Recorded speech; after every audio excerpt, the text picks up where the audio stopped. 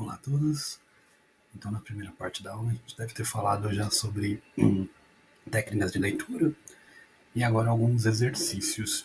Esses exercícios, na verdade, a gente vai fazer meio junto, mas também deixar um pouco para vocês também darem uma lida, verem o que vocês interpretam, entendem nesses exercícios, porque eu vou pedir alguns exercícios desses para P1, que a gente já combinou e deve ser no sábado, tá? Vamos continuar.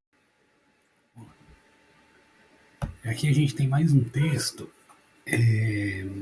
sobre um tema que a gente às vezes não domina. É muito normal, às vezes, a gente está vendo um texto em inglês e ele fala um pouco da cultura de um país e a gente não domina muito a cultura daquele país.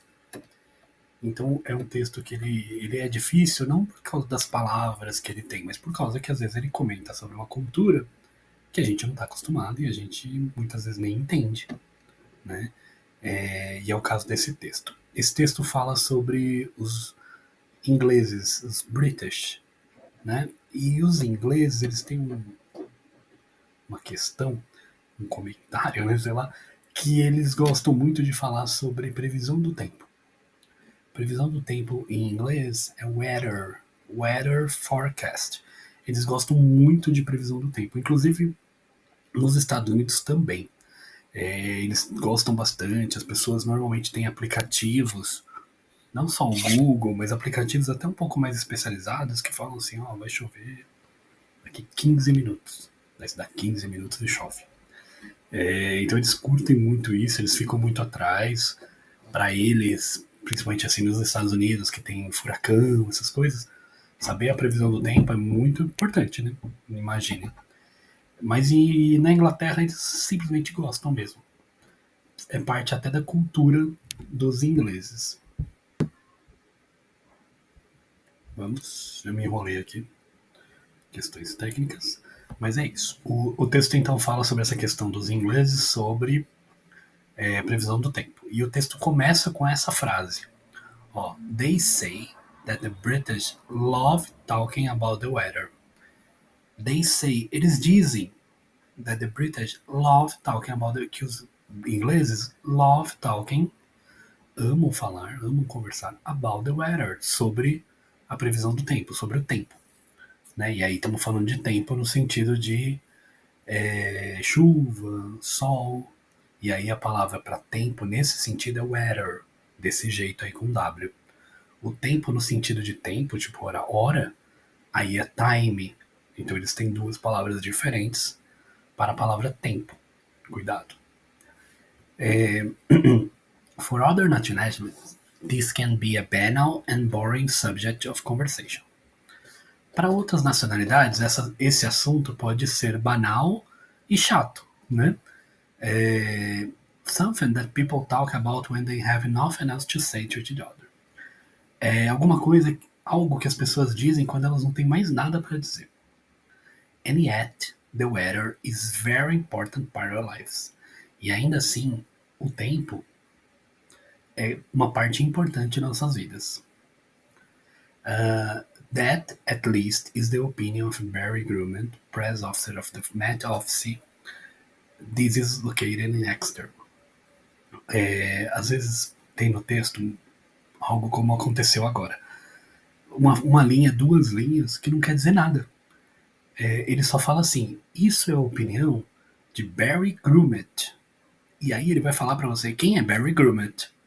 E aí vem sacanagem. Vem duas linhas falando quem é Barry Grumman.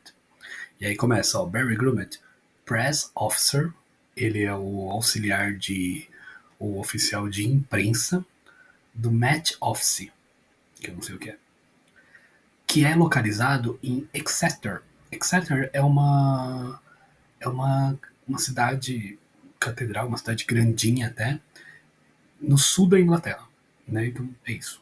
E ele fala isso, né? A pretty cathedral city in the south of England. Então ele tá falando que esse lugar, esse tal de Met Office, ele fica nessa cidade que fica no sul da Inglaterra. Ou seja, duas linhas que a gente nem precisa perder muito tempo, né?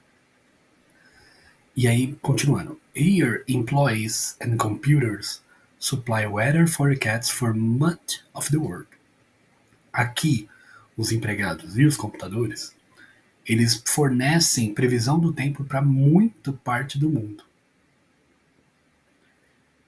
Ao conversar sobre previsão previsão do tempo, o texto mostra que, e aí de novo aquele esquema de alternativas, né, que a gente comentou, devo ter falado para vocês a questão de vestibular, né, aquela coisa toda. Então é mais ou menos a mesma ideia, tá? A alternativa correta seria as diferenças e particularidades culturais do uso de uma língua, né? Quer dizer, para português no Brasil, a gente não gosta de falar sobre o tema, mas para eles, eles acham bem interessante o tema.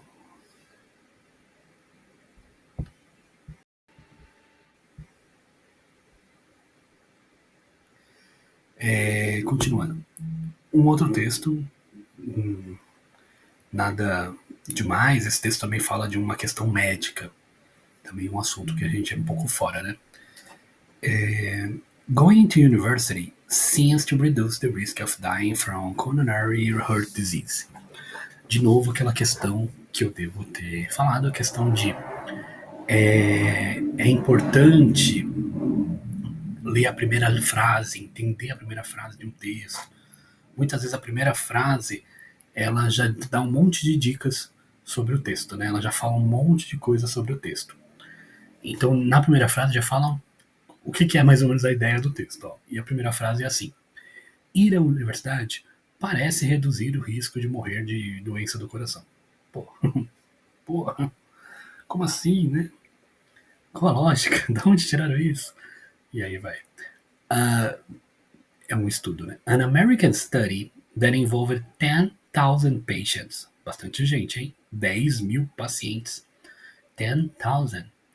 From around the world has found that people who leave school before the age of 16 are 5 times more likely to suffer a heart attack and die than a university graduates.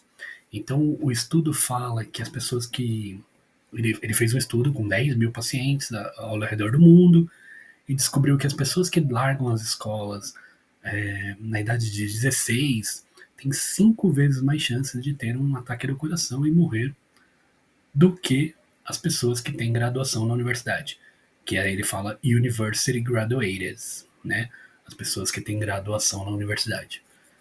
Então, mais ou menos esse é o estudo, né? A gente não tem um estudo, a gente só tem uma frase desse estudo. A gente tem meio que como chamaria, um skimming desse texto, né? Não dá para ver a pesquisa inteira para saber se isso é real ou não, mas essa é a frase. E aí a pergunta: em relação à pesquisa, a expressão University Graduates evidencia a intenção de informar que.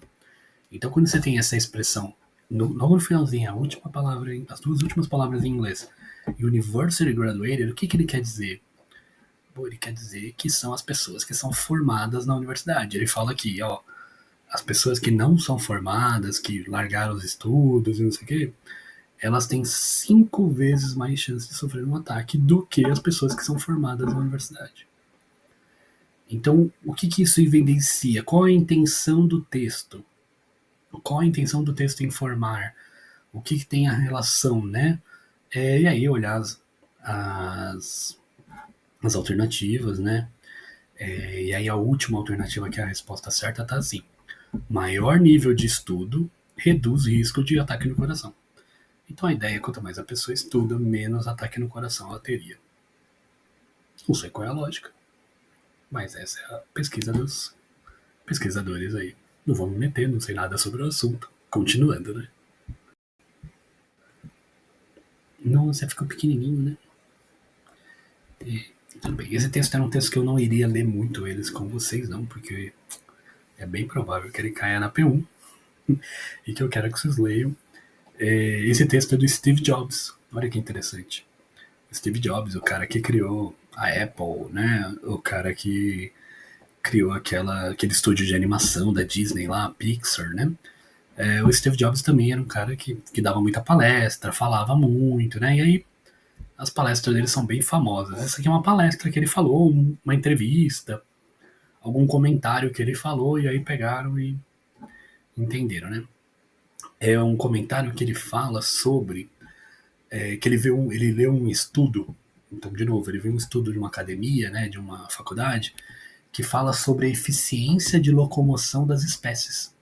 Então, assim, quanto que cada espécie gasta de energia para se locomover 1 quilômetro, por exemplo. Então, por exemplo, a gente se locomover 1 quilômetro, a gente gasta quanto de energia? A gente gasta algumas calorias aí, né? A gente deveria até se mover mais quilômetros, né?